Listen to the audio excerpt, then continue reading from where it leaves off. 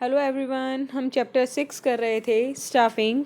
Management का third function होता है स्टाफिंग, जिसमें हम पीपल के साथ डील करते हैं कि हमें ऑर्गेनाइजेशन में कितने पीपल की रिक्वायरमेंट होगी, उनको किस तरह से हम ऑर्गेनाइजेशन में लेकर आएंगे। ये सब किसके अंदर आता है? स्टाफिंग के अंदर। स्टाफिंग का फर्स्ट स्टेप था जिसके अंदर हमने किया था कि हम सबसे पहले ये देखते हैं कि हमें कितने पीपल की रिक्वायरमेंट है। उसके बाद सेकेंड स्टेप होता है रिक्रूटमेंट। तो आज हम डिटेल में पढ़ेंगे रिक्रूटमेंट को, रिक्रूटमेंट होता क्या है, कैसे कैसे ये वर्क करता है, वो सब। तो सबसे पहले मीनिंग करते हैं definition of recruitment. It has been defined as the process of searching for prospective employees and stimulating them to apply for jobs in an organisation. Recruitment एक ऐसी प्रोसेस है जहाँ पर हम प्रोस्पेक्टिव एम्प्लॉयज़, मतलब जिस तरह के एम्प्लॉयज़ हमें चाहिए, हम उन एम्प्लॉयज़ को सर्च करते हैं। एंड स्टिमुलेटिंग देम, मतलब उनको एक्साइट करते हैं कि आप हमारी ऑर्गेनाइजेशन में आकर जॉब के लिए अप्लाई करें। तो रिक्रूटमेंट क्या है? एक प्रोसेस है जहाँ पर हम क्या करते हैं, अपने जो हमको एम्प्लॉयज़ चाहिए उनके लिए उनको एक्साइट करते हैं, मोटिवेट करते हैं कि आप हमारी ऑर्गेनाइजेशन में आकर क्या कर सकते हैं, इस जॉब के लिए अप्लाई कर सकते हैं। नेक्स्ट है सोर्सेज ऑफ रिक्रूटमेंट। दो तरह के सोर्सेज होते हैं रिक्रूटमेंट के, internal sources and external sources. अब हम इन्हें डिटेल में पढ़ेंगे। नंबर 1 है internal sources. Internal source of recruitment क्या होता है? जब वैकेंट पोस्ट को, मतलब कोई भी अगर आपकी जो जॉब की पोस्ट है वो वैकेंट पड़ी है, तो उसको ऑर्गेनाइजेशन के अंदर जो लोग हैं उनसे फिलअप किया जाता है।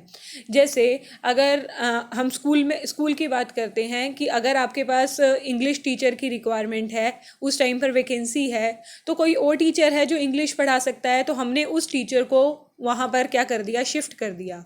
मतलब जो टीचर था वो तो स्कूल के अंदर ही था, फिर हमने उसको जहाँ पर वैकेंसी थी उस टीचर को वहाँ पर क्या कर दिया, वहाँ पर लगा दिया काम पर। तो ये क्या हुआ, हमने इंटरनली ही क्या कर दिया, रिक्रूटमेंट कर दी। तो under internal source of recruitment, the vacant job positions are filled by inducing the existing employees of the organization। जहाँ पर हम existing employees के साथ ही vacant जो post है उसको fill-up कर देते हैं, वो होते हैं आपके internal sources। इंटरनल सोर्सेज 3 तरह के होते हैं। नंबर 1 है ट्रांसफ़र।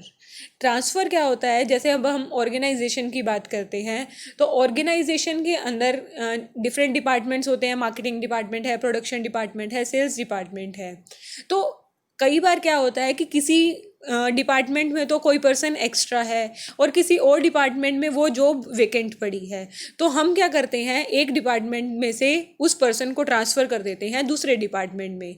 जहाँ पर एम्प्लॉयज़ एक्स्ट्रा हैं वहाँ से उसको कहाँ पर ट्रांसफ़र कर दिया, जहाँ पर उस एम्प्लॉय की रिक्वायरमेंट है।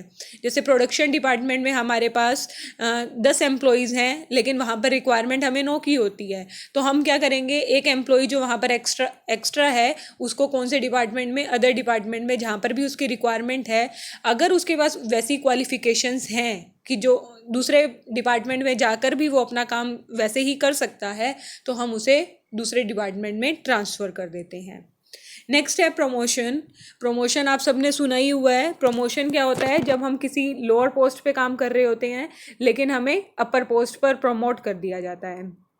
अब ऑर्गेनाइजेशंस के अंदर क्या होता है, सारे एम्प्लॉयज़ अपना काम कर रहे हैं, तो जब हमें कोई भी एम्प्लॉई की रिटायरमेंट हुई या फिर कोई छोड़कर चला गया, तो हम क्या देखते हैं, जो उसके सबऑर्डिनेट्स थे उनमें से अगर कोई ऐसा पर्सन है जो बहुत अच्छे से काम करता है, जिसको हम प्रमोट कर सकते हैं, तो हम उसको क्या कर देते हैं, जो उसकी जो वैकेंट पोस्ट है वहाँ पर उसे प्रमोट कर देते हैं। मतलब पहले उसके पास लोअर पोस्ट थी, वो सबऑर्डिनेट था, अब वो सुपीरियर बन गया है, उसी पोस्ट पर आ गया है जिसका वो पहले सबऑर्डिनेट होता था।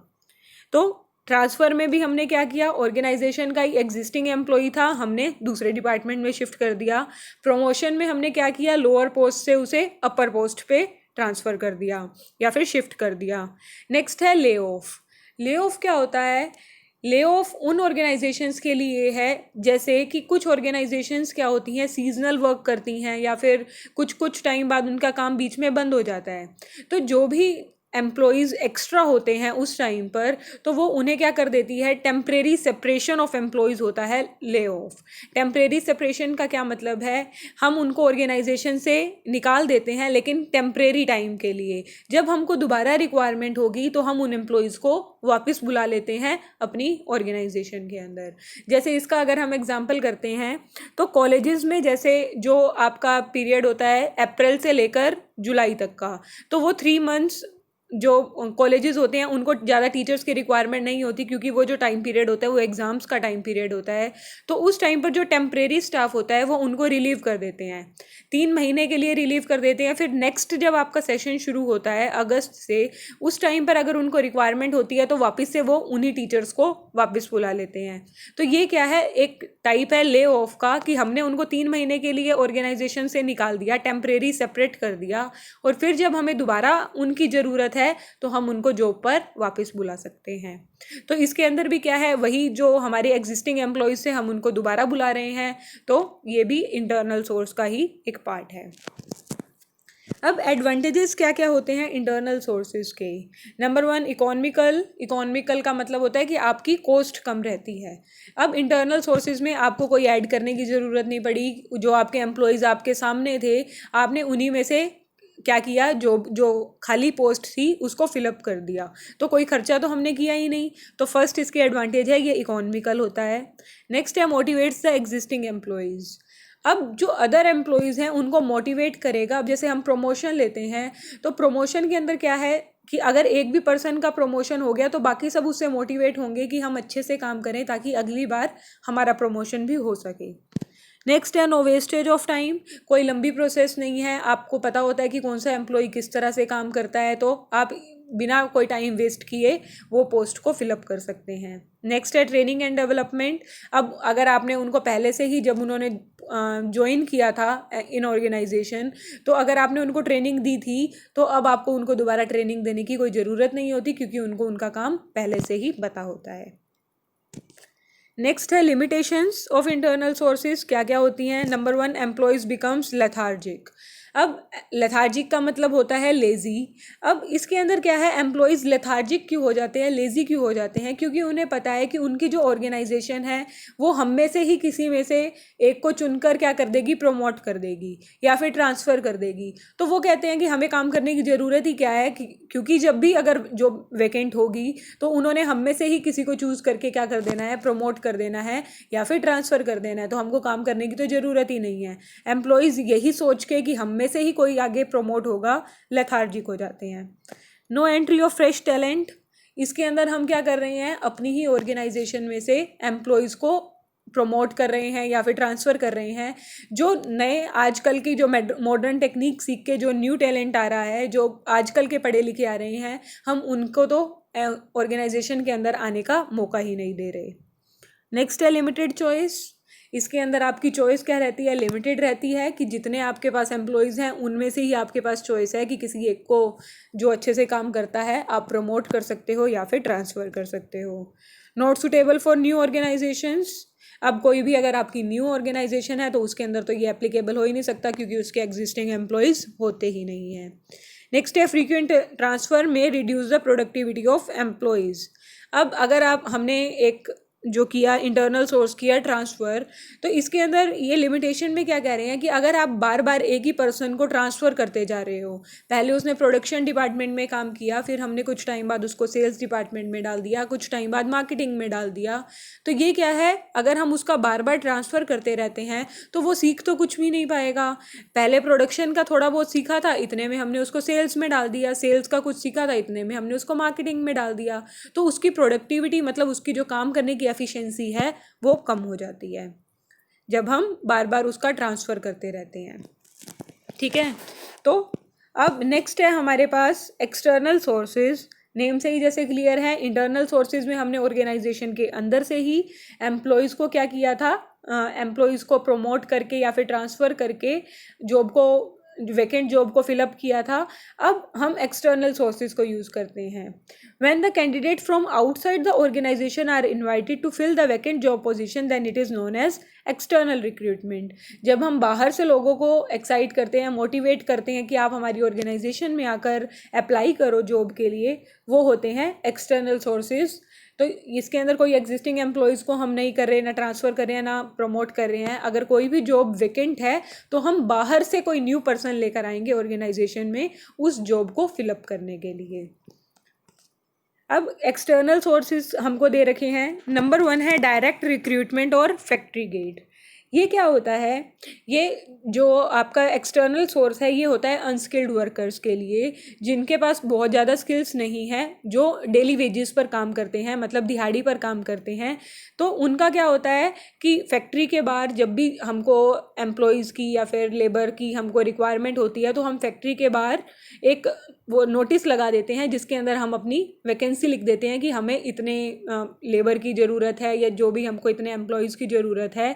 तो उस नोटिस को देखकर जो भी वहाँ पर अनस्किल्ड लेबरर होते हैं वो उसके लिए अप्लाई करते हैं और हम उनको क्या कर लेते हैं, जॉब पे हायर कर लेते हैं और उनको उनसे काम ले लेते हैं।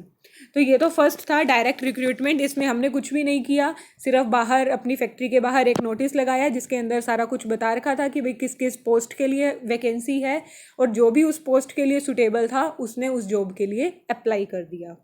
नेक्स्ट है कैजुअल कॉलर्स। कैजुअल कॉलर्स क्या होते हैं? जो भी अनएम्प्लॉयड पीपल हैं वो क्या करते रहते हैं, जो भी रेप्यूटेड कंपनीज़ होती हैं वहाँ पर अपने रिज्यूमे सेंड करते रहते हैं या फिर एप्लीकेशन सेंड करते रहते हैं कि जब भी आपके पास रिक्वायरमेंट हो तो आप हमें कॉल कीजिएगा। तो उस केस में अगर फिर हमारे पास सारों के रिज्यूमे तो होते ही हैं, क्योंकि उन्होंने हमको कॉल पर बताया होता है कि जब भी आपको ज़रूरत हो आप हमें बुला सकते हैं। तो जब भी हमारे पास कोई वैकेंसी आती है तो हम उन रिज्यूमे में से सिलेक्ट करके जो भी हमको मोस्ट सूटेबल लगता है हम उनको इंटरव्यू के लिए कॉल कर सकते हैं अपनी वैकेंट जॉब को फिल करने के लिए। नेक्स्ट है एडवर्टीज़मेंट। एडवर्टीज़मेंट निकाल सकते हैं कि हमारी ऑर्गेनाइजेशन में इस जॉब की वैकेंसी है, तो हम न्यूज़पेपर में दे सकते हैं या फिर रेडियो पर दे सकते हैं, टीवी पर दे सकते हैं कि वैकेंसी कि इस कंपनी के अंदर ये जॉब वैकेंट है, ये क्वालिफ़िकेशंस की हमको रिक्वायरमेंट है, जो भी इस जॉब के लिए सूटेबल है वो उस जॉब के लिए अप्लाई कर सकता है। नेक्स्ट है एम्प्लॉयमेंट एक्सचेंज। एम्प्लॉयमेंट एक्सचेंज क्या होता है? ये गवर्नमेंट के द्वारा चलाया जाता है। इसके अंदर जो लोग अनएम्प्लॉयड हैं अपने आप को रजिस्टर करवा सकते हैं एम्प्लॉयमेंट एक्सचेंजेस पे। ये जो एम्प्लॉयमेंट एक्सचेंज होते हैं as a broker, as a mediator काम करते हैं। इनका कॉन्टैक्ट कंपनीज़ के साथ भी होता है और जो अनएम्प्लॉयड पीपल हैं उनके साथ भी होता है। तो जब भी किसी कंपनी में वैकेंसी निकलती है तो कंपनी एम्प्लॉयमेंट एक्सचेंजेस से कांटेक्ट करती है। तो एम्प्लॉयमेंट एक्सचेंज आपके रिज्यूमे फॉरवर्ड कर देता है कंपनीज़ को, और कंपनीज़ को जो भी सुटेबल रिज्यूमे लगता है या सुटेबल पर्सन लगता है वो एम्प्लॉयमेंट एक्सचेंज को कहते हैं कि आप इन पर्सन को इंटरव्यू के लिए भेज दीजिएगा। तो फिर जो एम्प्लॉयमेंट एक्सचेंज है वो जो भी कैंडिडेट होते हैं, अनएम्प्लॉयड पीपल होते हैं, उनको ये मैसेज कन्वे करते हैं कि आपने इस दिन इंटरव्यू के लिए जाना है।